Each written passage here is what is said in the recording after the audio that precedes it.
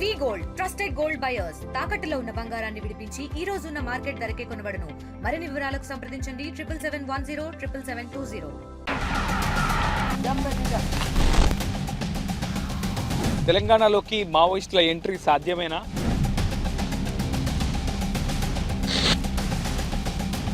North Telangana special zonal committee దండకారణ్యంలోనే తలదాచుకుందా?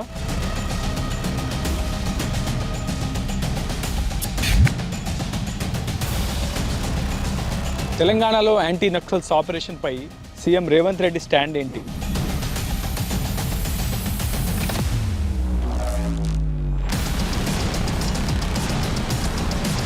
మావోయిస్టుల ఏరివేతపై తెలంగాణ ఛత్తీస్గఢ్ సరిహద్దు గ్రామాల్లో జరుగుతున్న చర్చ ఏంటి?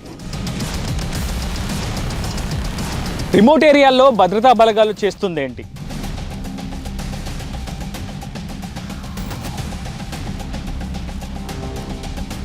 తెలంగాణ ఛత్తీస్గఢ్ సరిహద్దు మావోయిస్టు ప్రభావిత ప్రాంతాల్లో నెలకొన్న వాస్తవ పరిస్థితులపై ఆర్టీవీ అందిస్తున్న గ్రౌండ్ రిపోర్ట్.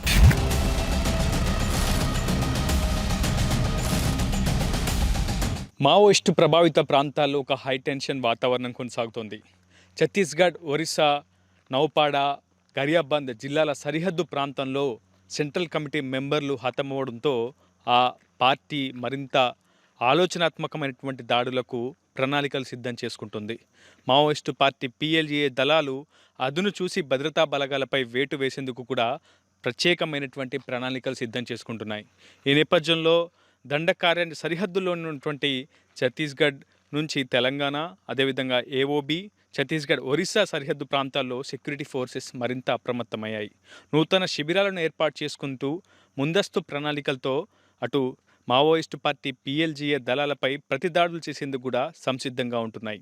ప్రస్తుతం మనం తెలంగాణ ఛత్తీస్గఢ్ సరిహద్దు ప్రాంతంలోని చెన్నాపురం మావోయిస్టు ప్రభావిత గ్రామానికి అత్యంత చేరువలోనే ఉన్నాం. ఇక్కడ చెన్నాపురం గ్రామ సమీపంలోనే ఒక CRPF క్యాంప్ను కూడా సరిగ్గా 2 ఏళ్ల క్రితం ఎస్టాబ్లిష్ చేసింది కేంద్ర హోంశాఖ. ప్రభావిత ప్రాంతాల్లో అత్యవసరమైనటువంటి పరిస్థితులను ధీటుగా ఎదుర్కొనేందుకు, అటు మావోయిస్టు ప్రభావిత ప్రాంతాల నుంచి విముక్తి చేసేందుకు, ఆ ప్రజలకు అత్యవసరమైనటువంటి సమయాల్లో కూడా సేవా కార్యక్రమాలు అందించేందుకు ఈ సైనిక శిబిరాన్ని అయితే ఏర్పాటు చేశారు.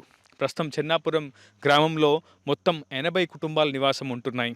రెగ్యులర్గా ఇక్కడ మావోయిస్టు యాక్టివిటీ జరుగుతుందన్న సమాచారంతో కేంద్ర హోంశాఖ ఈ CRPF క్యాంప్ని అయితే ఏర్పాటు చేసింది.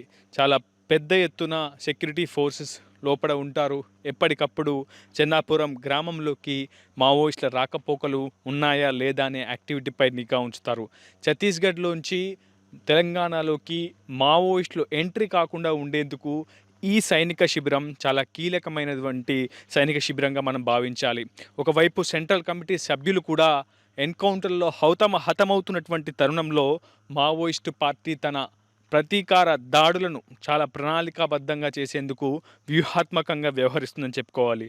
ఒకవైపు అర్బన్ మావోయిజాన్ని చాలా వ్యూహాత్మకంగా పెంపొందిస్తూ ఇతరత్రా ఆర్గనైజేషన్స్ను ఏర్పాటు చేసుకొని వ్యూహాత్మకమైనటువంటి ఎత్తుగడలతో మావోయిస్టు పార్టీ ప్రణాళికలు సిద్ధం చేసుకుంటుంది. అయితే ఒకవైపు ఆపరేషన్ కగర్ దండకారణ్యంలోని బస్తర్ రేంజ్ వ్యాప్తంగా పతాక స్థాయికి చేరుకున్నటువంటి తరుణంలో మావోయిస్టులు సేఫ్ జోన్ల కోసం తెలంగాణ, AOB, అదేవిధంగా ఒరిస్సా ప్రాంతంలోకి ప్రవేశించే అవకాశం ఉందన్న ఇంటెలిజెన్స్ ఇన్పుట్ సమాచారంతో భద్రతా బలగాలు మరింత అప్రమత్తమవుతున్నాయి.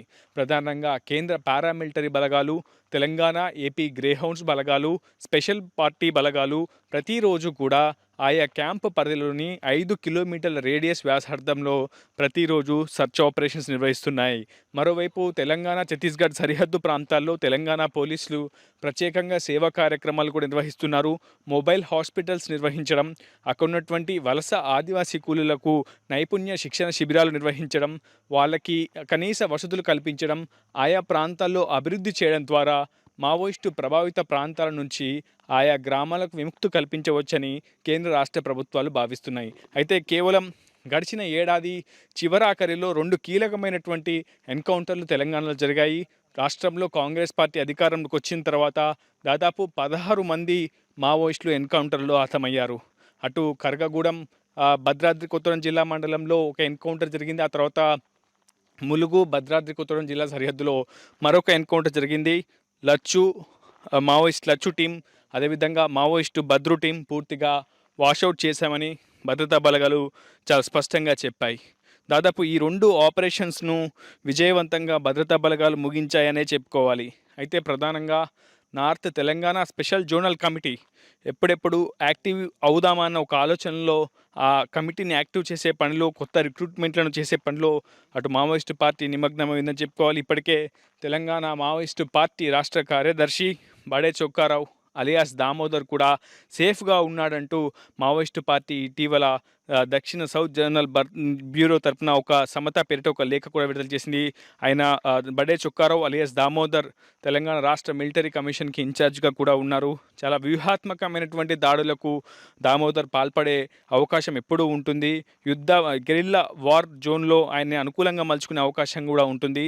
నూతన రిక్రూట్మెంట్లో కూడా బడే చొక్కారావు అలియాస్ దామోదర్ చేసే అవకాశం ఉంటుందన్న నెపంతో తెలంగాణ ఫోర్స్ కూడా పూర్తి స్థాయిలో అప్రమత్తమైంది. ఎక్కడ ఎటువంటి అలజడి కలిగినా వెంటనే ఇంటెలిజెన్స్ ఇన్పుట్ ద్వారా భద్రతా బలగాలు సమాచారం తీసుకొని దూకుడుగా సర్చింగ్ ఆపరేషన్స్, కూంబింగ్ ఆపరేషన్స్ అయితే కొనసాగిస్తున్నాయి. ప్రస్తుతం తెలంగాణకు గేట్వే అంటే మావోయిస్టు యాక్షన్ టీంలకు గేట్వేగా ఉన్నటువంటి తెలంగాణ రాష్ట్రంలోని భద్రాద్రి కొత్తగూడెం జిల్లా చర్ల సరిహద్దు ప్రాంతంలో పెద్ద ఎత్తున సైనిక శిబిరాలు అయితే ఏర్పాటు చేశాయి. ఇక్కడ ఇటీవల జరిగినటువంటి 2 ఆపరేషన్స్లో భద్రతా బలగాలు విజయం అయితే సాధించాయి. కానీ అటు మావోయిస్టులు పెద్ద ఎత్తున ఛత్తీస్గఢ్ ఇతర దండకారణ్యం ప్రాంతాల నుంచి తెలంగాణలోకి ప్రవేశించే అవకాశం ఉందన్న నేపథ్యంలో మరింత సర్చింగ్ ఆపరేషన్ కూడా ముమ్మరం చేస్తున్నాయి. ప్రస్తుతం మీకు చూపించే ప్రయత్నం చేస్తున్నాను. ఈ సైనిక శిబిరం చాలా పకడ్బందీగా ఏర్పాటు చేశారు. చెట్లకి కూడా సీసీ కెమెరాలు ఏర్పాటు చేశారు. అటు సుక్మా జిల్లా నుంచి తెలంగాణలోకి ఎంట్రీ అయ్యేందుకు మావోయిస్టులకు ఇది చాలా కీలకమైనటువంటి మార్గంగా ఉంటుంది. సో ఈ మార్గంలో ద్వారా సుక్మా నుంచి మావోయిస్టులు తెలంగాణలోకి ఎంట్రీ అవ్వాలంటే ఖచ్చితంగా చెన్నాపురం సిఆర్పిఎఫ్ శిబిరాన్ని దాటుకొని రావాల్సి ఉంటుంది.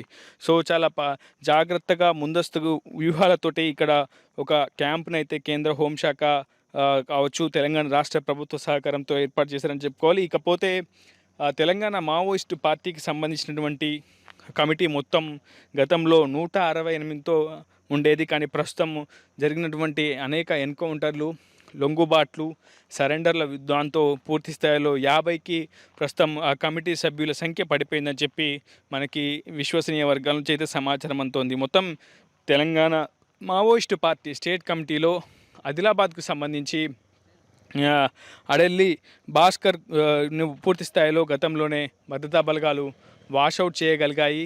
ఆ తర్వాత ప్రస్తుతం యాక్టివ్గా ఉన్నటువంటి 2 టీమ్స్ యాక్టివ్గా ఉన్నట్టు మనకు పోలీసుల నుంచి విశ్వసనీయ వర్గాల సమాచారం అవుతుంది. ఒకటి జయశంకర్ భూపాలపల్లి, ఏటూరు నాగారం, మంతని ఏరియా ఇన్ఛార్జ్ వెంకటేష్, అదేవిధంగా మరోవైపు అల్లూరు సీతారామరాజు భద్రాద్రి కొత్తగూడెం జిల్లా ఇన్ఛార్జ్ కొయ్యాడ సాంబయ్య అలియాస్ ఆజాద్. ప్రస్తుతం ఈ 2 కమిటీలు చాలా చురుగ్గా యాక్టివ్గా ఉన్నట్లు మావోయిస్టు పార్టీ సంబంధించినటువంటి యాక్టివిటీ కొనసాగిస్తున్నట్లు తెలంగాణ సెక్యూరిటీ ఫోర్స్ అయితే గుర్తించింది. అడెల్లి భాస్కర్ ఆదిలాబాద్ ఏరియా ఇన్ఛార్జ్ ఉన్నారు. అతన్ని పూర్తిగా గతంలోనే టీంని ఆదిలాబాద్కి సంబంధించినటువంటి మావోయిస్ట్ పార్టీ యాక్షన్ టీంని అయితే సెక్యూరిటీ ఫోర్సెస్ అయితే వాషౌట్ చేశాయి. సో ఎక్కడా కూడా మావోయిస్ట్ పార్టీ నూతన రిక్రూట్మెంట్లు లేకుండా తెలంగాణలో చాలా ప్రశాంతంగా వాతావరణం ఉండేలా భద్రతా బలగాలు ఎప్పటికప్పుడు ప్రయత్నాలు ముమ్మరం చేస్తున్నాయి. ప్రధానంగా ఏపీ తెలంగాణకు సంబంధించినటువంటి గ్రేహౌండ్స్ వింగ్ చాలా పెద్ద ఎత్తున విజయాలు నమోదు చేసుకుంటుంది. గ్రేహౌండ్స్ ఏర్పాటైనప్పటి నుంచి 1-2 చిదురుముద్రు ఘటనలు తప్ప మిగతా అన్ని ఆపరేషన్స్లో కూడా గ్రేహౌండ్స్ అసంఖ్యాక సంఖ్యలో విజయాలు అయితే సాధించిందని చెప్పుకోవాలి. అయితే ఇటీవల ఛత్తీస్గఢ్లో జరుగుతున్నటువంటి భారీ సైనిక చర్య ద్వారా మావోయిస్టులు సేఫ్ జోన్లను రెక్కి చేసేందుకు తెలంగాణలోకి ఎంట్రీ ఇస్తున్నారు. మావోయిస్టు భద్రు అంటే పాల్వంచ ఏరియా, మనుగూరు ఏరియాకి సంబంధించినటువంటి భద్రు కావచ్చు, లచ్చన్న టీం కావచ్చు, ఇతరత్ర మావోయిస్టు పార్టీ తమ యాక్షన్ టీంలతో రెక్కి చేసే ప్రయత్నం చేసింది. తెలంగాణలో సేఫ్ జోన్లను వెతికే ప్రయత్నం చేసింది. సో ఆ నేపథ్యంలోనే ఇంటెలిజెన్స్ ఇన్పుట్ ఆధారంగా గత ఏడాది చివరిలో అటు భద్రతా బలగాలు జరిపినటువంటి ఆపరేషన్స్లో విజయాలు అయితే నమోదు చేసుకున్నాయి. సుమారు 16 మంది మావోయిస్టులను కూడా భద్రతా బలగాలు ఏరివేశాయి. ఇకపోతే చర్లకు సంబంధించి చర్ల ఏరియా కమిటీ ఏసీగా అరుణ ఉన్నట్లు మనకు సమాచారం అవుతుంది. మనుగూరుకు సంబంధించి మంగ్తూ ప్రస్తుతం చర్ల శబరి ఏరియా కమిటీగా మధు ఇన్ఛార్జ్గా కొనసాగుతున్నట్లయితే మనకు స్పష్టమైనటువంటి సమాచారం అయితే అందుతోంది. మొత్తంగా ఏదేమైనా సెంట్రల్ కమిటీ మెంబర్, మావోయిస్టు పార్టీలో ఉన్నటువంటి సెంట్రల్ కమిటీ మెంబర్లలో చంద్రన్న అనే ఒక కీలక నేత, ఆయన కరీంనగర్ జిల్లా మంతని సంబంధించినటువంటి వ్యక్తిగా తెలుస్తుంది. అతని ఆధీనంలోనే ప్రస్తుతం తెలంగాణ మావోయిస్టు పార్టీ రాష్ట్ర కార్యదర్శి బడే చొక్కారావు అలియాస్ దామోదర్ నేతృత్వంలో తెలంగాణ రాష్ట్ర మావోయిస్టు పార్టీ తమ కార్యకలాపాలను అయితే కొనసాగిస్తుంది. ఏదేమైనా ప్రస్తుతం నేనున్నటువంటి తెలంగాణ ఛత్తీస్గఢ్ సరిహద్దు ప్రాంతం నుంచి పూర్తిగా ఇక్కడ నుంచి 130 కిలోమీటర్ల వరకు పూర్తి స్థాయిలో మావోయిస్టులు ఛత్తీస్గఢ్ నుంచి తెలంగాణలోకి ఎంట్రీ ఇచ్చేందుకు అవకాశం ఉంటుంది.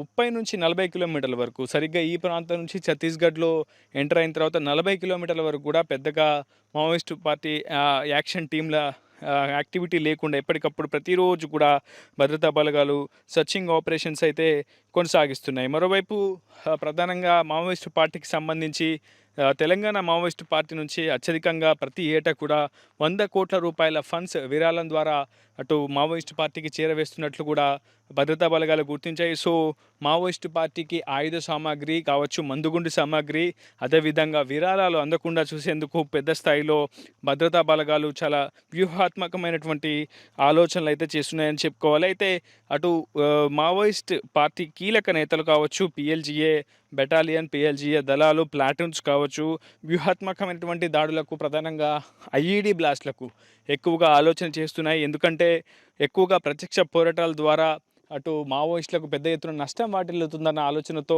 ఐఈడి బ్లాస్ట్ల ద్వారా జవాన్లను మట్టుపట్టేందుకు కూడా ఎప్పటికప్పుడు వ్యూహాత్మకమైనటువంటి ఆలోచన అయితే చేస్తుంది. అయితే ప్రధానంగా తెలంగాణ గ్రే హౌండ్స్ కావచ్చు, ఇంటెలిజెన్స్ ఇన్పుట్ కావచ్చు, అదేవిధంగా టాక్టికల్ టీం కావచ్చు, కేంద్ర పారామిలిటరీ బలగాలు మాత్రం ఎప్పటికప్పుడు సరిహద్దును ఆనుకొని నిరంతరం కావలా కాస్తున్నాయి. డేగ కన్నుతో నిఘాను మరింత పటిష్టమైతే చేశాయి. సో ఎట్టి పరిస్థితులలో ఛత్తీస్గఢ్ నుంచి కావచ్చు, దండకర నుంచి కావచ్చు, ఏఓబి సరిహద్దు నుంచి తెలంగాణలోకి మావోయిస్టులు ప్రవేశించకుండా పూర్తి స్థాయిలో మావోయిస్టు కార్యకలాపాలకు అడ్డుకట్ట వేస్తున్నామని చెప్పి భద్రతా బలగాలు అయితే భావిస్తున్నాయి. అయితే ఇంకా జాగ్రత్తగా ఉండాల్సినటువంటి సందర్భం అయితే కనిపిస్తుంది. ప్రధానంగా ఛత్తీస్గఢ్ లాంటి ఏ రాష్ట్రంలో ఇంటీరియర్ విలేజెస్లో, రిమోట్ విలేజెస్లో ఎక్కువగా విద్య, వైద్యం, అదేవిధంగా కనీస వసతులు అందకపోవడమే అక్కడ మావోయిజం వేలూనుకోవడానికి కారణమైంది. సో ఇప్పటికైనా తెలంగాణ ప్రభుత్వం, ఉమ్మడి ఆంధ్రప్రదేశ్ ప్రభుత్వం కూడా సరిహద్దు గ్రామాల్లో అభివృద్ధిని మరింత వేగవంతం చేయాలి, కనీస సౌకర్యాలను మరింత మెరుగుపరచాలి.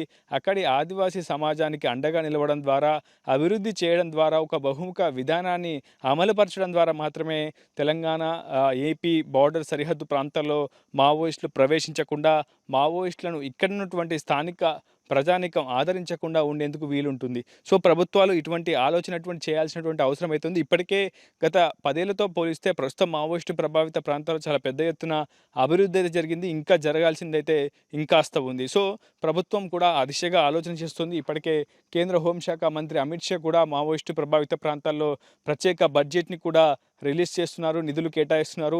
ప్రధానంగా రహదారుల కల్పనపై పెద్ద ఎత్తున కేంద్ర హోంశాఖ దృష్టి సారిస్తుంది.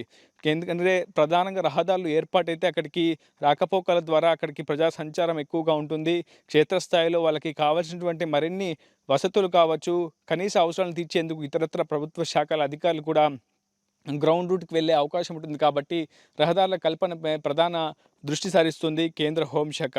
మొత్తంగా తెలంగాణ రాష్ట్రంలో గడిచిన ఏడాది చివరిలో జరిగినటువంటి 2 ఎన్కౌంటర్లు సక్సెస్ అయితే అయ్యాయి. కానీ ఈ ఏడాది ఒక ఛత్తీస్గఢ్ రాష్ట్రంలోనే మొత్తం 40 మందికి పైగా మావోయిస్టులు హతమయ్యారు భద్రతా బలగాల కాల్పుల్లో. సో మరింత దూకుడుగా అక్కడ భద్రతా బలగాలు వేగం పెంచడంతో అటు తెలంగాణ వైపు కానీ, ఇతరత్ర ఏఓబి వైపు కానీ మావోయిస్టులు వచ్చే అవకాశం ఉందన్న నేపథ్యంలో అటు ఇంటెలిజెన్స్ ఇన్పుట్ ఆధారంగా ఎప్పటికప్పుడు కోఆర్డినేషన్ చేసుకుంటూ, సమన్వయం చేసుకుంటూ భద్రతా బలగాలు తమ సర్చింగ్ ఆపరేషన్ నిరంతరం చేస్తున్నాయి, తమ కూంబింగ్ ఆపరేషన్ నిరంతరం చేస్తూనే ఉన్నాయి. ఎక్కడా కూడా ఏమరపాటుగా ఉండకుండా, అంటే మావోయిస్టుల ఆనవాళ్ళు కానీ కార్యకలాపాలు లేవని ఏమాత్రం ఏమరపాటుగా ఉండకుండా జాగ్రత్తగా ఉంటూ సర్చ్ ఆపరేషన్ ప్రతిరోజు చేసుకుంటూ, ఎప్పటికప్పుడు సమన్వయం చేసుకుంటూ, ఇతర ఇంటెలిజెన్స్ ఇన్పుట్ని కూడా కావచ్చు, ఇతరత్ర శాఖలకు సంబంధించినటువంటి గ్రే హౌండ్స్ విభాగాలను కూడా సమన్వయం చేసుకుంటూ తెలంగాణ ఛత్తీస్గఢ్ సరిహద్దులో మాత్రం సెక్యూరిటీ ఫోర్సెస్ అయితే నిరంతరం కావలా కాస్తున్నాయి.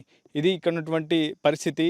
ముందుకు వెళ్ళి అసలు మావోయిస్టు ప్రభావిత ప్రాంతమైనటువంటి చెన్నాపురం ఆదివాసులు ఎదుర్కొంటున్నటువంటి సమస్యలు ఏంటి, అక్కడ ఆదివాసులకు కావాల్సినటువంటి అభివృద్ధి ఏంటి, ఇప్పటివరకు గత 10 ఏళ్ల క్రితం ఏ విధంగా అక్కడ అభివృద్ధి ఉంది, ప్రస్తుతం ఏ విధంగా ఉంది తెలుసుకునే ప్రయత్నం చేద్దాం. మావోయిస్టు ప్రభావిత ప్రాంతాల్లో అభివృద్ధిపై దృష్టి సారిస్తున్నటువంటి ప్రభుత్వం ఆయా ప్రాంతాల్లో మౌలిక వసతుల కల్పనపై పూర్తి స్థాయిలో దృష్టి సారించింది. కనీస విద్యుత్ సౌకర్యం, మిషన్ భగీరథ ద్వారా తాగునీటిని అందించడం వంటి అనేక అంశాల్లో సఫలీకృతమైనటువంటి ప్రభుత్వం మరికొన్ని సమస్యలు మాత్రం తీర్చలేదంటున్నారు చెన్నాపురం గ్రామస్తులు. భద్రాద్రి కొత్తగూడెం జిల్లా చర్ల మండలంలోని చెన్నాపురం గ్రామంలో దాదాపు దశాబ్దాల క్రితం ఛత్తీస్గఢ్ నుంచి వలస వచ్చినటువంటి కూలీలంతా కూడా ఇక్కడే ఆశ్రయం ఉన్నారు. దాదాపు కొన్నేళ్ల కాలంగా ఇక్కడే నివాసం ఉంటూ స్థిర జీవనం కూడా గడుపుతున్నారు. కానీ కొన్నేళ్లుగా వాళ్లకు కుల ధృవీకరణ పత్రాలు ఇవ్వడం లేదంటూ, మరోవైపు పోడు హక్కు పత్రాలు ఇవ్వలేదంటూ ప్రభుత్వాన్ని కూడా పలుమార్లు మొరపెట్టుకున్నారు. కానీ ప్రభుత్వం నుంచి కొంత సానుకూలమైనటువంటి స్పందన రాలేదనేది వారి నుంచి కొంత ఆవేదన అయితే వ్యక్తమవుతుంది. ఎన్నో దశాబ్దాల కాలంగా ఈ ప్రాంతంలోనే ఉంటూ వ్యవసాయం, పశుపోషణ చేస్తూ తమ కుటుంబాలన్నింటినీ కూడా పోషించుకున్నామని చెప్పుకున్నటువంటి గ్రామస్తులు అయితే చెప్తున్నారు. వారి మాటలు కూడా తెలుసుకునే ప్రయత్నం చేద్దాం. ఇంకా ఏవే సమస్యలు వాళ్ళు ఎదుర్కొంటున్నారు, ఒకవైపు కేంద్ర హోంశాఖ కావచ్చు, తెలంగాణ ప్రభుత్వం కావచ్చు, మావోయిస్టు ప్రభావిత ప్రాంతాల్లో ప్రత్యేకమైనటువంటి అభివృద్ధి కోసం నిధులను కూడా మంజూరు చేస్తూ వస్తుంది. అక్కడ కనీస అవసరాలు తీర్చే ప్రయత్నం చేస్తుంది. ఏ సమస్య ఉన్నా తమను సంప్రదిస్తే ఆ సమస్య పరిష్కారం కోసం కృషి చేస్తామని ప్రభుత్వం చెప్తోంది. కానీ క్షేత్రస్థాయిలో వాళ్ళు ఎదుర్కొంటున్నటువంటి సమస్యలు ఏంటి, వారి మాటలోనే తెలుసుకునే ప్రయత్నం చేద్దాం. మీ పేరేంటి, ఎన్నేళ్ల క్రితం ఇక్కడికి వచ్చారు, మీరు ఎదుర్కొంటున్నటువంటి సమస్యలు ఏంటి, ఇప్పటివరకు విద్యుత్ సౌకర్యం మీకు వచ్చింది, తాగునీటి సౌకర్యం వచ్చింది, రహదారి సౌకర్యం వచ్చింది, ఇంకా ఎటువంటి అభివృద్ధి మీరు ఇక్కడ జరగాలని కోరుకుంటున్నారు? సార్, నా పేరు కూడముంగయ్య. మేము ఇక్కడ వచ్చేసి గత 40 సంవత్సరాలు అవుతుందండి. మాకు స్టడీ డిగ్రీ దాకా చదివాము ఇక్కడే. మాకు ప్రధానంగా ఏంటంటే ఇప్పుడు 2021 దాకా క్యాస్ట్ సర్టిఫికేట్ ఇచ్చారు. ప్రధానంగా ఇంత ముందు ఇచ్చారు, అంత చేతి రాత రాశారు. మీ సేవ వచ్చిన కాడ నుంచి మేము సర్టిఫికేట్లు కూడా తీసుకుంటూనే ఉన్నాము. తర్వాత ఏంటంటే 2021 తర్వాత మాకు క్యాస్ట్ అనేది ఆఫ్ చేశారు అర్ధాంతంగా. ఆఫ్ చేసిన తర్వాత మాకు అనేక ఇబ్బందులు, చదువుకుంటానికైనా కానీ ఏదైనా పని చేసుకోవాలన్నా, చిన్న చిన్న జాబులకు అప్లై చేసుకోవాలన్నా మాకు క్యాస్ట్ అనేది అడుగుతున్నారు. అట్లే 10th అయిపోయిన మిగతా పిల్లలు కూడా హాస్టల్స్ ఉండాలన్నా, వాళ్ళకి ఫుడ్డు ఇవన్నీ అందించాలన్నా క్యాస్ట్ సర్టిఫికేట్ మనకు అడుగుతున్నారు సార్. మాకేంటంటే ఇప్పుడు ప్రభుత్వానికి కోరుకునేది క్యాస్ట్ సర్టిఫికేట్ 2021 దాకా ఇచ్చారు కాబట్టి దాన్నే మళ్ళీ పునరుద్ధరణ చేయాలనేసి మేము కోరుకుంటాం ప్రభుత్వానికి. అట్లనే ఇప్పుడు పోడు సమస్యలు కూడా ఉన్నాయి. పోడు పట్టాలు ఇంతకుముందు సర్వే చేశారు, అన్నీ చేశారు. తర్వాత మాకు హోల్లో పెట్టారు సార్. అంటే మీరు 2009 ముందు కల్టివేషన్లో ఉంటే ప్రాబ్లం ఏం లేదని చెప్తున్నారు కదా. సో ఆ తర్వాత వచ్చిన వాళ్ళకే, వలస కూలీలకు కావచ్చు, ఆ వలస వచ్చినటువంటి మైగ్రెంట్స్కే తాము ఇవ్వలేదని ప్రభుత్వం చెప్తుంది. ఎలిజిబిలిటీ ఉందా, అర్హత ఉందా మీ అందరికీ? మాకు ఎలిజిబిలిటీ ఉంది సార్. మేము వచ్చిందే 1975, 80 ప్రాంతాల్లో వచ్చి ఉన్నాం కాబట్టి మాకు అన్ని విధాలుగా ఉమ్మడి ఆంధ్రప్రదేశ్లో ఉన్నా కూడా ఓటు హక్కు అనేది మేము వినియోగించుకుంటున్నాము. ఇక్కడ ప్రభుత్వాలు ఎన్ని మారినా కూడా ప్రతి ప్రభుత్వానికి మేము ఓటు అనేది వేస్తూనే ఉన్నాం సార్. అది సార్, మేము ఓటు అనేది మేము వినియోగిస్తూనే ఉన్నాము. కాకపోతే గ్రామంలో ఎవరైనా ప్రభుత్వ ఉద్యోగం వచ్చినటువంటి వ్యక్తులు ఎవరైనా ఉన్నారా? ప్రభుత్వ జాబ్ చేయడం, చిన్న జాబ్ అయినా పెద్ద జాబ్ అయినా ఎవరైనా ఉద్యోగస్తులు వాళ్ళంటి వ్యక్తులు ఎవరైనా ఉన్నారా? ఇప్పుడు ప్రస్తుతానికి లేరు సార్. అంటే ప్రభుత్వం నుంచి చేసుకున్న 10వ తరగతి పైన చదివిన వ్యక్తులు, యువత ఎంతమంది ఉంటారు ఇక్కడ? మినిమం మాకు చెర్లలో ఇప్పుడు చెన్నాపురం వచ్చేసి 80 కుటుంబాలు ఉంటాయి సార్. అందులో కనీసం ఒక 20-30 మంది దాకా ఉంటారు. 10th కానీ ఇంటర్మీడియట్ కానీ చదువుకున్నారు. ఏంటంటే ఇప్పుడు మెయిన్ సర్టిఫికేట్ ఇవ్వడం వలన వాళ్ళు కూడా వేరే పనులకు వెళ్ళిపోతున్నారు సార్. అంటే ఇదంతా కూడా తీవ్ర మావోయిస్టు ప్రభావిత ప్రాంతం అని ప్రభుత్వం చెప్తూ ఉంటుంది. ఛత్తీస్గఢ్ నుంచి ఎక్కువగా తెలంగాణకు మావోయిస్టులు రాకపోకలు సాగిస్తూ ఉంటారని చెప్తుంటారు. చాలామందిని అరెస్ట్ చేశామని ప్రభుత్వం చూపిస్తూ ఉంటుంది. అవన్నీ నిజాలేనా? నిజంగా ప్రభుత్వం చెప్తుందంటే నిజాలేనా? ఎందుకంటే చాలామందిని గ్రామ కమిటీ సభ్యులను అరెస్ట్ చేశామని, మిలిషియా సభ్యులను అరెస్ట్ చేశామని చెప్తూ ఉంటారు కదా. క్షేత్రస్థాయిలో నిజంగా ఆ పరిస్థితి ఉందా? వాళ్ళు ఇటువైపు రావడం, ఇటు నుంచి అటు వెళ్ళడం, అటువంటి కార్యక్రమాలు ఏమైనా జరుగుతుంటాయి అసలు? కొన్ని దశాబ్దాల కింద అయితే ఉండేవి సార్, కంపల్సరీ. ఇప్పుడు అడవిలో ఉంటున్నాం కాబట్టి అది కూడా కొంచెం ఉండేది. ఇప్పుడు అవన్నీ తగ్గిపోయాయి సార్. అటువంటిది ఏం లేదు. మీకు అటు పోలీసుల నుంచి బెదిరింపులు కానీ, ఇటు వీళ్ళ నుంచి బెదిరింపులు కానీ ఈ మధ్యలో ఇబ్బంది పడే వాతావరణం ఏముందో అంటే వాళ్ళిద్దరి మధ్య ఆ రెండు వర్గాల మధ్య ఘర్షణ అనేది ఎప్పుడు జరుగుతూ ఉంటుంది. సో మధ్యలో మీరు ఇక్కడ ఉన్నటువంటి గ్రామవాసులు వాళ్ళకి షెల్టర్ ఇవ్వకపోతే మిమ్మల్ని అరెస్ట్ చేయడం కానీ, పోలీసులు వాళ్ళకి ఎందుకు షెల్టర్ ఇస్తున్నామని కానీ ఇలాంటి భయాందోళనమైన పరిస్థితులు ఏమైనా ఇక్కడ ఉన్నటువంటి గ్రామస్తులు ఎదుర్కొన్నారు, ఎవరైనా అదుపులోకి తీసుకున్నారా? ఇంతకుముందు ఉండేది సార్, ఇప్పుడు అట్లా అంటే ఏం లేదు. ఎందుకంటే ఇప్పుడు వాళ్ళ సమస్య వాళ్ళది. ఇప్పుడు లోన్ ఉన్నోళ్ళు వాళ్ళది మాకు తెలియదు. ఇప్పుడు ఊర్లో ఉంటున్నాం కాబట్టి ఊర్లో మేము మా వరకు మేము చూసుకున్నాం సార్. ఎప్పుడు అంటే ఇప్పుడు వ్యవసాయం చేసుకుంటాం, అన్నీ చేసుకుంటున్నాం కాబట్టి మాది మేము చూసుకుంటాం. కానీ ఇప్పుడు అయితే ఎవరు వచ్చారు చెప్పారు అనేది కాదు. ఇప్పుడు మాది మేము బతుకుంటున్నాం, మా వ్యవసాయం ఎట్లా మేము చేసుకుంటున్నాం, అన్నీ చేసుకుంటున్నాం అన్నీ. ఇప్పుడు అట్లే సార్. ప్రతి ఒక్కరి చేతిలో కూడా ప్రస్తుతం మొబైల్ ఫోన్ కూడా వాళ్ళు వినియోగిస్తున్నారు, ద్విచక్ర వాహనాలు వాడుతున్నారు. అక్కడ ప్రాథమిక పాఠశాలను కూడా ఏర్పాటు చేశారు. రహదారి మార్గాన్ని కూడా మనం మీకు చూపించే ప్రయత్నం చేస్తున్నాను. రహదారి మార్గం కూడా చేస్తున్నాను. ఒకప్పుడు కట్టుబట్టలేని వీళ్ళంతా కూడా ప్రస్తుతం పూర్తి స్థాయిలో ఒక కల్చర్ని మళ్ళీ వాళ్ళు కూడా వినియోగిస్తున్నారు. ఆ కల్చర్ని కూడా వినియోగంలోకి తీసుకొచ్చే ప్రయత్నం అయితే చేస్తున్నారు. ఎందుకంటే సంస్కృతి సంప్రదాయాలు అంటే ఆధునిక సమాజానికి దగ్గరగా బ్రతికేందుకు వాళ్ళ వంతు ప్రయత్నం వాళ్ళు కూడా చేస్తున్నారు. అయితే ఇంకా కొన్ని సమస్యలు ఇక్కడ పెండింగ్లో ఉన్నాయి. వాటి పరిష్కారం కోసం ప్రభుత్వాలు దృష్టి సారించాలని పదే పదే వేడుకుంటున్నారు. ప్రధానంగా వాళ్ళకి కుల ధృవీకరణ పత్రాలు ఇస్తే వాళ్ళకి ఉన్నత ఉద్యోగాల్లో కావచ్చు, ఇతరత్ర వాళ్ళకి అభివృద్ధిలో భాగస్వామ్యం అయ్యే అవకాశం ఉంటుందని చెప్తున్నారు. అవుట్సోర్సింగ్ ఉద్యోగాలు కావచ్చు, ఇతరత్ర ఉద్యోగాలు వాళ్ళు పొందేందుకు హక్కు కలిగే అవకాశం ఉందని చెప్తున్నారు. ప్రస్తుతం మరికొంతమందితో కూడా మాట్లాడించే ప్రయత్నం చేద్దాం. ఇంకా ఏం సమస్యలు ఉన్నాయి ఇక్కడ? బాలబాలికలకు సంబంధించి ప్రధానంగా చిన్నారుల్లో ఎక్కువగా పౌష్టికాహార కొరత కనిపిస్తుంది. ఇక్కడ అంగన్వాడీ స్కూల్ ఏర్పాటు అయ్యిందా? పిల్లలకి గుడ్డు భోజనం మీ అందరికీ రేషన్ సక్రమంగా ప్రభుత్వ రేషన్ అంతా అందుతుందా? ఇంకేం కావాలి మీకు? అంటే మాకు గవర్నమెంట్ నుండి మాకు రేషన్ అనేది అందుతుంది. కానీ మాకేం సమస్య అంటే ఇది చిన్నపిల్లల నుండి చదువుకున్న 10th వరకు చదివిన తర్వాత పై చదువులకు వెళ్ళడానికి మాకు క్యాస్ట్ సర్టిఫికేట్ ఇబ్బంది ఉంది. మళ్ళీ ఏమో ఇంకా పోడు భూముల సమస్య ఒకటి మా గ్రామం నుండి ఇబ్బంది ఉందండి. ఇంకా కొంతమంది డిగ్రీ కూడా చేశారు. మేము ఓటేస్తున్నాం గవర్నమెంట్, కానీ మాకు ఓటకు ఏమో మాకు వినియోగించుకుంటున్నారు. కానీ ఏదో ఇది ఓట్లు అయిపోయిన తర్వాత మమ్మల్ని ఏం పట్టించుకోవట్లేదు. మీ సర్పంచ్ ఎవరు? మీ చెన్నాపురం గ్రామానికి సర్పంచ్ ఉన్నారా? సర్పంచ్ అంటే మా తిప్పాపురం పంచాయతీ కారం కన్నారావు. మరి ఆయనకు సమస్యలు గతంలో ఏమైనా చెప్పారా? చెప్పాము, కానీ వాళ్ళు ప్రభుత్వాన్ని చెప్పినా కూడా ప్రభుత్వాలు ఏం పట్టించుకోవట్లేదు. ఇంతకుముందేమో మావోస్టు ప్రభావితం ఉన్నప్పుడేమో మేము ఇవన్నీ చేస్తాం అనేసి అప్పుడు చెప్పారు. కానీ ఇప్పుడు మావోస్టులు కొద్ది దూరం అయిపోయిన తర్వాత ఇప్పుడు ఏమవుతుందంటే మీకు ఈ క్యాస్ట్ ఇవ్వట్లేదు, మళ్ళీ పోడు పట్టాలు కూడా ఇవ్వట్లేదు. మీరు వలస వచ్చారు, ఛత్తీస్గఢ్ నుండి వచ్చారని, మైగ్రేట్గా వచ్చారనేసి క్యాస్ట్ సర్టిఫికేట్ ఆపేశారు. ఈ చెన్నాపురం గ్రామ పెద్ద మనిషి పటేల్ కూడా దేవయ్య కూడా మనతో ఉన్నాడు. దేవయ్య కూడా అనేక భూ పోరాటాలు చేశాడు. ఇక్కడ ఉన్నటువంటి అటవీ శాఖ అధికారులు కూడా అతనిపై కేసులు కూడా నమోదు చేశారు గతంలో. ప్రస్తుతం అతని గతంలో అరెస్ట్ చేసినటువంటి సందర్భాలు కూడా ఉన్నాయి. సో ఇక్కడ పోడు హక్కుల అంశం అనేది చాలా ప్రధానంగా కనిపిస్తుంది. చాలా పెద్ద ఎత్తున ఈ సమస్యపై వాళ్ళు ఆవేదన కూడా వ్యక్తం చేస్తున్నటువంటి పరిస్థితి. పోడు హక్కుల కోసం తాము పోరాటాలకైనా సిద్ధమని కూడా వాళ్ళు గత కొంతకాలంగా చెప్తూనే ఉన్నారు. ప్రభుత్వం నుంచి సానుకూలంగా స్పందిస్తే బాగుంటుందని ఒక ఆశాభావాన్ని వ్యక్తం చేస్తున్నారు. ప్రభుత్వాలు మారుతున్నా తమ తలరాతలు మాత్రం మారట్లేదని ఇక్కడ ఉన్నటువంటి ఆదివాసీ ప్రజానీకం అంతా కూడా ఆవేదన వ్యక్తం చేస్తుంది. వాళ్ళని చూడొచ్చు, ప్రతిరోజు కూడా కూలి పనికి వెళ్ళి ఉదయం రైతు కూలీలుగా మారి మళ్ళీ రాత్రి ఇంటికి వస్తారు. చాలా కాయ కష్టం చేసి వచ్చినటువంటి ఆ కొద్దిపాటి సంపాదనతోటే కుటుంబాన్ని కూడా పోషించుకుంటారు. కొన్ని మైళ్ళ దూరం, ఇక్కడికి రహదారి మార్గం ఉన్నప్పటికీ ఇక్కడికి వాళ్ళకి చాలామందికి కూడా మైళ్ళ దూరం నడిచే వాళ్ళకు పూర్తి స్థాయిలో కూలీకి వెళ్తూ ఉంటారు. తర్వాత ఇతర ప్రాంతాల నుంచి ఇక్కడికి తిరిగి వస్తూ ఉంటారు. ఎందుకంటే ఆ స్థాయిలో వాళ్ళకి వేతనం అనేది ఉండదు, వాళ్ళకి ఆ స్థాయిలో జీతం అనేది రాదు. ఎక్కడ పని చేసినా కానీ వాళ్ళు శ్రామిక దోపిడీకి అయితే గురవుతూ ఉంటారు. ఎంత పని చేయించుకున్నా కేవలం కొద్దిపాటి సంపాదనతోనే వాళ్ళు పూర్తి స్థాయిలో కాలం వెల్లడిస్తుంటారు. ప్రస్తుతం దేవయ్య ఉన్నారు, ఈ ఊరి పటేల్. ఆ పటేల్తో కూడా మాట్లాడే ప్రయత్నం చేద్దాం. ఎన్ని కుటుంబాలు ఉంటాయి పెద్ద ఆయన ఇక్కడ మొత్తం? ఇక్కడ ఇంకేం సమస్యలు ఉన్నాయి? కుటుంబాల్లో మనం 80 ఉంటుంది సార్. అదో సన్నాపురం గ్రామంలో 80 కుటుంబాలు ఉంది.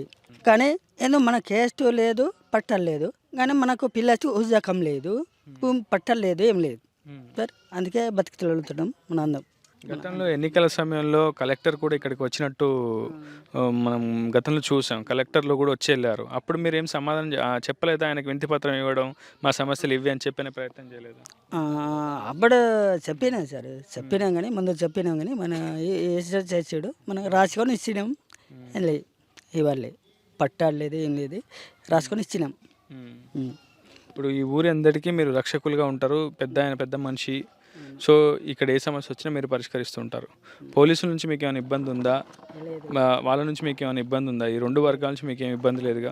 లేదు సార్, మనం ఏం లేదు, మనకేం లేదు.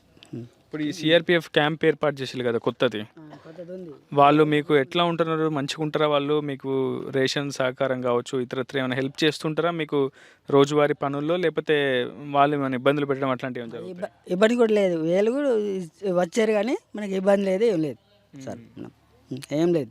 ఓకే.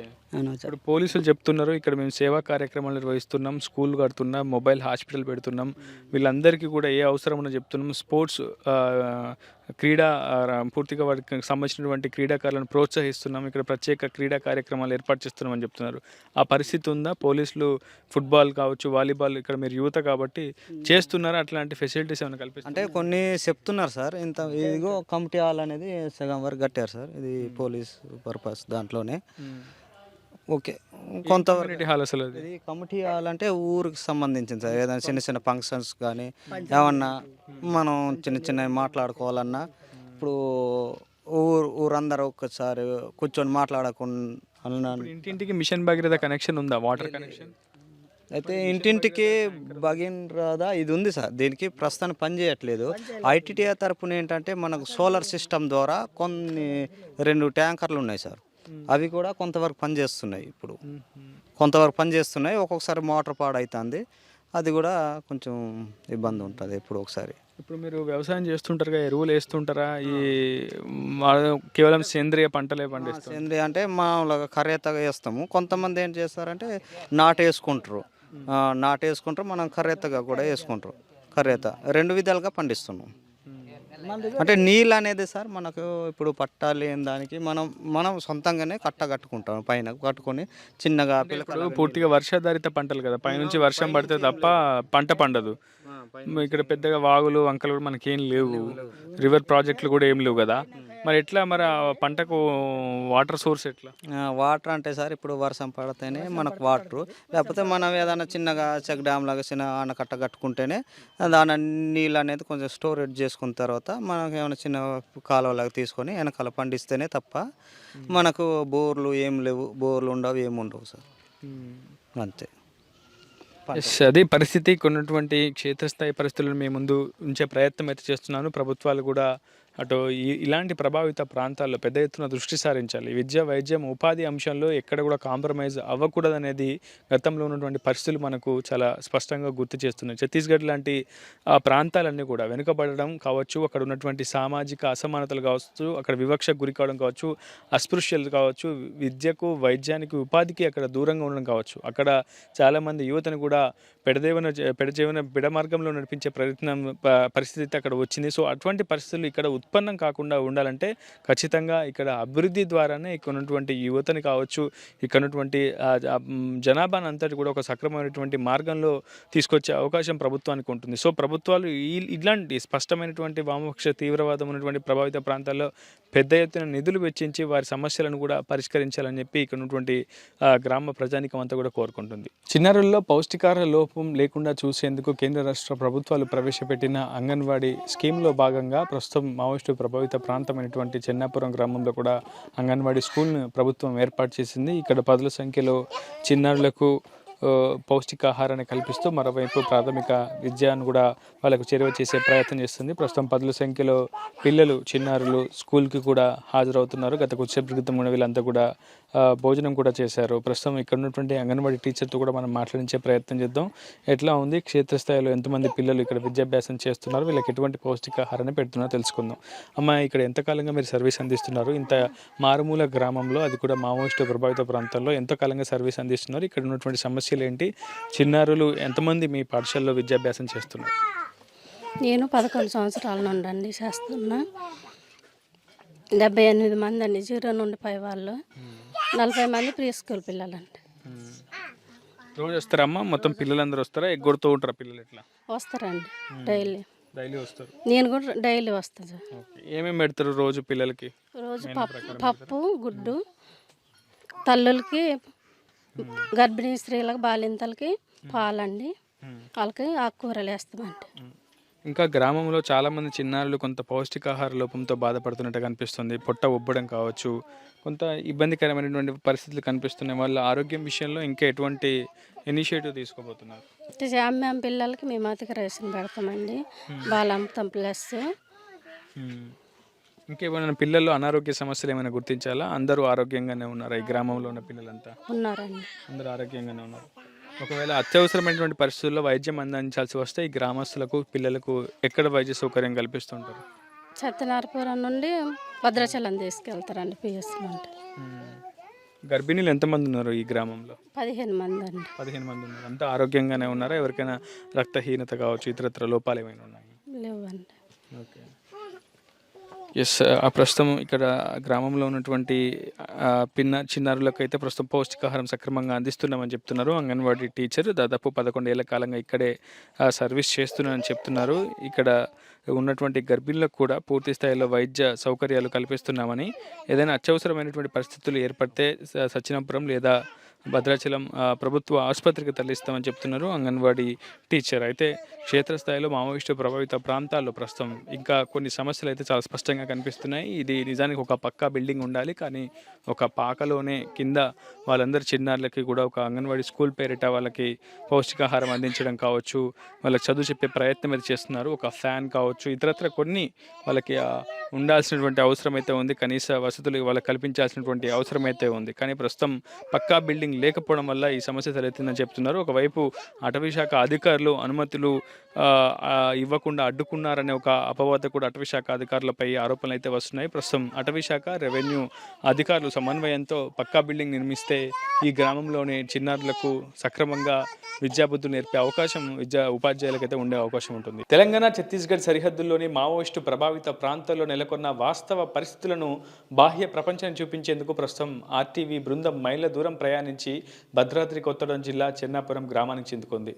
కొన్ని ఏళ్ల క్రితం ఇక్కడ ప్రాథమిక విద్యాభ్యాసం పొందేందుకు ఎక్కడ కూడా ఎటువంటి పాఠశాలలు ఉండేవి కాదు. కానీ ఆ తర్వాత క్రమక్రమంగా ఈ ప్రాంతంలో పూర్తిగా అభివృద్ధి వైపు ఇక్కడ ఉన్నటువంటి ప్రాంతం అభివృద్ధి చెందుతూ వచ్చింది. ప్రస్తుతం మనం చూస్తున్నటువంటి పాఠశాలలో పదుల సంఖ్యలో విద్యార్థులు ప్రాథమిక విద్యాభ్యాసం చేస్తున్నారు. ఇక్కడే సర్వశిక్ష అభియాన్ నేతృత్వంలో ఒక పాఠశాలను కూడా ప్రభుత్వం ఏర్పాటు చేసింది. ప్రధానంగా ఐటీడీఏ భాగస్వామ్యంతో, గిరిజన శాఖ భాగస్వామ్యంతో ప్రస్తుతం ఈ పాఠశాలను ఏర్పాటు చేస్తుంది. ఇక్కడ కనీస వసతులు అందించేందుకు కూడా ప్రయత్నం చేస్తుంది. ఈ గ్రామంలో ప్రధానంగా చెన్నాపురం అనేది అతి తీవ్ర మావోయిస్టు ప్రభావిత ప్రాంతంగా భద్రతా బలగాలు పేర్కొంటూ ఉంటాయి. చర్ల మండలం అనేది మావోయిస్టు యాక్షన్ టీంలకు గేట్వేగా ఉంది. సో ఈ ప్రాంతంలో ఎక్కువగా యాక్షన్స్ ఉంటాయి కాబట్టి ఖచ్చితంగా ఇక్కడ అభివృద్ధిపైనే ప్రధానంగా ప్రభుత్వాలు ఫోకస్ చేస్తూ వచ్చాయి. గత 10-15 ఏళ్ల క్రితం ఎక్కడ కూడా కనీసం రోడ్లు, రవాణాకు సంబంధించినటువంటి రాకపోకలు సాగించడం కూడా చాలా ఇబ్బందిగా మారేది. కానీ ప్రస్తుతం ఆ పరిస్థితి లేదు. ఒక్కొక్కటిగా ఇక్కడ ఉన్నటువంటి సమస్యలన్నింటినీ కూడా అధిగమిస్తూ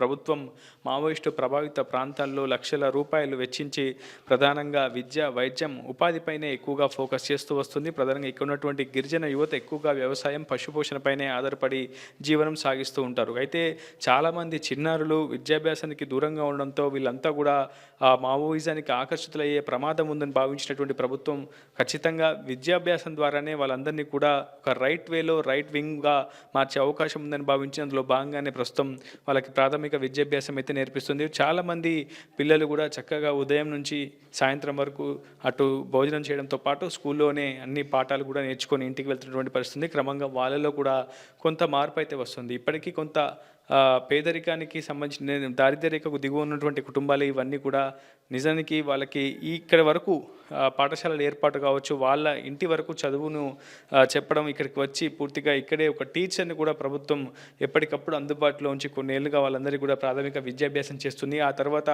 ఉన్నత విద్యాభ్యాసం కోసం సమీప ప్రాంతంలోని ఇతర వసతి గృహాలు ఆశ్రయం ఉంటూ ఇక్కడ ఉన్నటువంటి గిరిజన చిన్నారులంతా కూడా ఉన్నతోభ్యాసం కూడా చేస్తున్నారు. ప్రస్తుతం కొన్నేళ్లుగా ఇక్కడే టీచర్గా పనిచేసినటువంటి రాజారాం సార్ కూడా ఉన్నారు. ఆయనతో కూడా మాట్లాడిద్దాం. ఎన్నో ఏళ్ళుగా మావోయిస్టు ప్రభావిత ప్రాంతాల్లో నిజానికి ఎవరు కూడా విధులు నిర్వహించడానికి కొంత జంకుతూ ఉంటారు. అటువైపు మావోయిస్టులకు భద్రతా బలగాలకు మధ్య కొంత ఇబ్బందికరమైనటువంటి వాతావరణం ఉంది. ఆ మధ్యలో ఆదివాసులు ఇబ్బందులు ఎదుర్కొంటుంటారు. అక్కడే ఉన్నటువంటి ఆయనకు వాళ్ళ సమస్యలు కూడా చెప్తూ ఉంటారు. ఆయన కూడా వారి సమస్యల్ని ప్రభుత్వం దృష్టికి తీసుకెళ్తూ ఉంటారు. సో మనం రాజారాం గారిని అడిగి తెలుసుకుందాం. గత 10 ఏళ్ల క్రితం ఇక్కడ ఉన్నటువంటి పరిస్థితులు ఏంటి, ప్రస్తుతం ఇక్కడ నెలకొన్నటువంటి పరిస్థితులు ఏంటి తెలుసుకునే ప్రయత్నం చేద్దాం. సార్, ఎన్నో ఏళ్ళుగా ఇంత ఇంటీరియర్ మారుమూల రిమోట్ విలేజ్లో మీరు ఎన్నో ఏళ్ళుగా సర్వీస్ చేస్తూ ఉన్నారు. ఇక్కడ గడిచిన 10 ఏళ్ల క్రితం పరిస్థితులు ఏ విధంగా ఉన్నాయి, ఇప్పుడు ఏ విధంగా ఉన్నాయి? నేను వచ్చండి 2015లో వచ్చానండి. 2015 వచ్చినప్పుడు ఇక్కడైతే రోడ్డు కమ్యూనికేషన్ అనేది లేకుంటుండేయండి. నేను వచ్చిన తర్వాత 2015 నుంచి ఇక్కడ రోడ్డు ఏర్పడింది. అప్పటి నుంచి కూడా కొంతవరకు మెరుగైందండి రహదారి ఇది. తర్వాత విద్యాపరంగా చూసినట్టయితే ఇక్కడ పాఠశాలకు 3 ఉపాధ్యాయులను ఏర్పాటు చేశారండి. ఒక ప్రధానోపాధ్యాయుడు, 2 అసిస్టెంట్లు. విద్యార్థులు ఒక 25 మంది అట్లా వస్తూ ఉంటారు. తర్వాత ఇక్కడ 2వ తరగతి 3వ తరగతి పూర్తయిన తర్వాత ఆశ్రమ స్కూల్కి పెద్ద మనుషులేరు చర్ల ఉంజుపల్లి అక్కడ పంపిస్తామండి. వీళ్ళు అక్కడ విద్యని అభ్యసిస్తున్నారు అన్నమాట. అంత బాగానే ఉంది.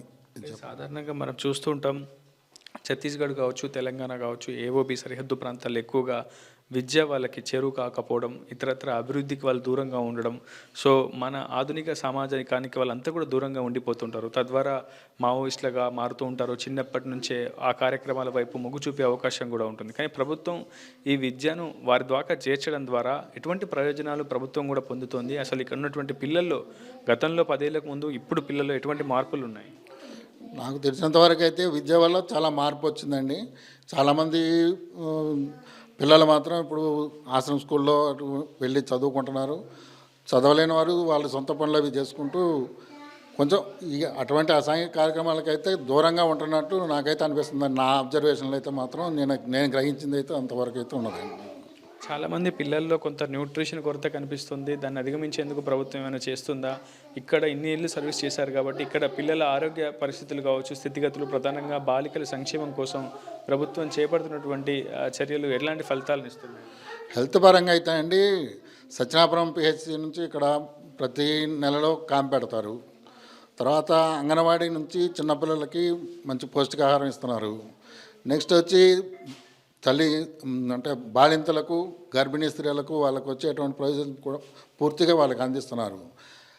కాకుంటే కొంచెం శుభ్రత విషయంలో వీళ్ళు కొంచెం వెనకబడి ఉన్నట్టు అనిపిస్తుందండి నాకు. అంటే మీరు కూడా పరిశీలించి ఉండొచ్చు. అదొకటి మాత్రం కొంచెం అనిపిస్తుంది అనమాట. కాబట్టి వాళ్ళకి అందించే పౌష్టికాహార విషయంలో మాత్రం ఎటువంటి లోపం లేదండి. ప్రభుత్వం నుంచి అన్నీ అందుతున్నాయి. ఈ ప్రాంతంలో ఎన్నేళ్ళుగా సర్వీస్ చేశారు? ఇక్కడ ఏదైనా అలజడి రేగడం కానీ, గతంలో మిలీషియా కమిటీలు కావచ్చు, గ్రామ కమిటీలు కావచ్చు, ఇటు మధ్య ఏదైనా ఇబ్బందికరమైనటువంటి వాతావరణం ఈ ప్రాంతంలో ఏర్పడిందో? ఒకవైపు వాళ్ళ కార్యక్రమాలు వాళ్ళు పెంపొందించేందుకు ఆ మావోయిస్ట్ యాక్షన్ టీమ్స్ కూడా అప్పుడప్పుడు తెలంగాణ సరిహద్దు ప్రాంతాలకు వచ్చిపోతుంటాయి అనేది భద్రతా బలగాలకు సమాచారం ఉంటుంది. భద్రతా బలగాలు కూడా వారి కార్యకలాపాలను అడ్డుకునే ప్రయత్నం చేస్తుంటారు. ఈ మధ్యలో ఇక్కడ ఉన్నటువంటి ఆదివాసులు ఏమైనా ఇబ్బందులకు గురవుతున్నారా? ఇంకా ఇక్కడ గ్రామాలకు కావాల్సినటువంటి అభివృద్ధి ఏంటి? ఇక్కడైతే ఆ విషయంలో అయితే అండి, నాకు తెలిసినంత మట్టుకైతే అటువంటిది ఇక్కడ నేను వచ్చినటువంటి 2015 వచ్చాను. అప్పటి నుంచి కూడా ఇక్కడ ఎటువంటి కార్యక్రమాలు అయితే జరిగినటువంటి దాఖలాలు అయితే లేవండి. అసలు అటువంటిది ఏం లేదండి. అయితే ప్రభుత్వ పరంగా అయితే రోడ్లు వేశారు. వారికి పెన్షన్లు కానీ, ఈ రేషన్ బియ్యం కానీ ఇటువంటివన్నీ కూడా సక్రమంగానే అందుతున్నాయి. ఇటువంటి విషయంలో బాగానే ఉందండి. తర్వాత పోలీసు వారు కూడా ఇక్కడ క్యాంపు పెట్టారు. ఆ క్యాంపు నుంచి కూడా వాళ్ళకి ప్రజలకి కొంచెం మంచి కార్యక్రమాలు చేస్తున్నారు. కాబట్టి ఇక మరి ఈ కార్యక్రమాలు లోనక జరిగే కార్యక్రమాల విషయం అయితే మొత్తం నేను గ్రహించింది అయితే ఏం లేదండి నాకు తెలిసినటువంటిది. మొత్తంగా 10 ఏళ్లకు పైగా ఇక్కడే సర్వీస్ ఇస్తున్నటువంటి ఉపాధ్యాయుడు రాజారాం చెప్తున్నటువంటి ప్రకారం ఖచ్చితంగా ఈ ప్రాంతాల్లో మరికొంత అభివృద్ధి చెందాల్సినటువంటి అవసరం ఉంటుంది. మరోవైపు శుభ్రత కూడా గిరిజనులు పాటించాల్సినటువంటి అవసరం కనిపిస్తుందని చెప్పి ఆయన స్పష్టంగా ఆయన అనుభవం మేరకు చెప్తున్నటువంటి పరిస్థితి ఉంది. ప్రస్తుతం ఇక్కడ ప్రాథమిక విద్యాభ్యాసం పూర్తి చేసుకున్నటువంటి విద్యార్థులకు, చిన్నారులకు ఉన్నతోభ్యాసం కోసం ఇక్కడ సమీప ప్రాంతంలోని పెదమిడిసిలేరు కావచ్చు, ఇతరత్ర ఆశ్రమ పాఠశాలలో చేర్పించి వాళ్ళకి ఉన్నత విద్యాభ్యాసం కల్పిస్తామని చెప్పి ఇక్కడ ఉన్నటువంటి ఉపాధ్యాయులు అయితే చెప్తున్నారు. ఏదేమైనా గతంలో గత 10 ఏళ్ల క్రితం పోలిస్తే 2014 ముందు, ఆ 14 తర్వాత అన్న విధంగానే ప్రస్తుతం మావోయిస్టు ప్రభావిత ప్రాంతాల్లో గణనీయమైనటువంటి అభివృద్ధి సత్ఫలితాలను అయితే ప్రభుత్వం పొందిందని చెప్పుకోవాలి. తెలంగాణలో మావోయిస్టుల కార్యకలాపాలు నిరోధించేందుకు తెలంగాణ పోలీసులు అవిశ్రాంతంగా శ్రమిస్తున్నారు. ప్రధానంగా సరిహద్దు ప్రాంతాల్లో నిరంతర నిఘాను కూడా పర్యవేక్షణ చేశారు. ఒకవైపు ఆపరేషన్ ఖగార్ పేరిట ఛత్తీస్గఢ్లో జరుగుతున్నటువంటి సైనిక చర్య పతాక స్థాయికి చేరడంతో సరిహద్దుల వెంబడి మరింత నిఘాను పెంచామంటున్నారు తెలంగాణ పోలీసులు. ప్రస్తుతం మనకు అందుబాటులో ఉన్నారు భద్రాచలం ఏఎస్పీ ఐపీఎస్ విక్రాంత్ కుమార్ సింగ్. ప్రస్తుతం ఆయనతో మాట్లాడి పూర్తి విషయాలు తెలుసుకునే ప్రయత్నం చేద్దాం. Sir, fine sir, what strategies do you have in the Telangana border to end extremists, to eliminate extremists? Right now, after the Raghunath-Palli incident, where 6 Maoists got killed, it was a major encounter which took place after a big number of years. There, after like Telangana police, with the help of Greyhound, did a major encounter in Mulgu also. Thereafter, no big cadres or dalams are roaming in Telangana. These were the last 2 cadres or dalam which were eliminated. After that, as a counter measure, these dalams and these Maoists, what they did was they planted a large number of booby traps, large number of IDs in that area. Especially in my subdivision, Chella and Domugodam was most affected. So regarding that, what we did is, because these people are now on the defensive, they might target big people, might target like local informers also. So what we are doing is, we are taking all the measures. For example, Chella police is now conducting area domination with the help of 3 camps like Unjupalli, Chenapuram and Pusuguppa. With the help of these CRPF camps, special party and our police is conducting daily area domination exercises in this area. Other than that, we are recovering large number of IDs and booby traps and like diffusing them. On the other hand, we are also talking to all the villagers. Every day, CASO operation is being conducted, where we visit any of the villages in this area, talk to the local people, and try to make them understand what the government is doing for them. Like recently, there was a huge number of surrender in Chella area, where our respected SP sir, OSD sir, and me went to meet these surrender people, gave them rice bags, tell them about the scheme which the Telangana government is giving, like jobs, and will provide their children with education, housing, everything, and will give them everything we need. Just we need the people who are lost to this Naxalism. We need them to come back to the mainstream. Police, government, administration, everyone will help them. Like any clothing, giving them jobs, housing, and everything. Other than that, I can tell you, like recently, Dumugadam Mandal, we are organizing a big volleyball tournament for the people affected in this area. This is around 40 teams will be participating. This tournament will begin in a week, and we will be distributing prizes. The main purpose of everything is, on one hand, we will be going for the countermeasures, like we will be going for the offensive, where we will be using force. And on the other hand, the people who are there, we will be using our soft forces, like giving them food, clothes, and volleyball games like this. What kind of surveillance maintained by the security forces on Telangana Chhattisgarh border? Surveillance is like every day, Chella has we have, as a Bhadrachalam police, we have set up a 24 hours integrated check post. Earlier it used to be a normal check post. Now our SP sir, because of this being a ganja route also, and this being a sensitive area closer to this extremist area, so 24 hour check post has been set up near Bhadrachalam, where total of 6 person is always available. 3 of them are from the TSPS, 2 are head constable, police constable, and 1 is an SI officer. So 24 roundup is helping us, taking a check on the law and order problem also. Like ganja cases has come down, and like I can also tell you, in Odisha the cutting has started to begin, the ganja cutting. So there will be huge number of since Bhadrachalam being the root of all this narcotics, there will be a huge number of ganja going to Hyderabad. What services are being provided by the security forces on most affected areas? In this affected area, like I told you, we are going to house to ask them what information they have regarding any movement, any new person has come. We are in direct contact with our SHOs, are doing really hard work, being in contact with the village elders. They tell us whether, especially in the Guttikoya villages, whether any new person has entered, whether they have seen a large number of rice being bought by a certain number of people. So we are in touch with all of them. These people are giving us information, and on the other hand, we are giving them whatever we can in the form of food, clothing, and etc. Is it possible to end Maoism by March 30, 2026, as Union Home Minister Amit Shah said? Is it possible? What's your opinions?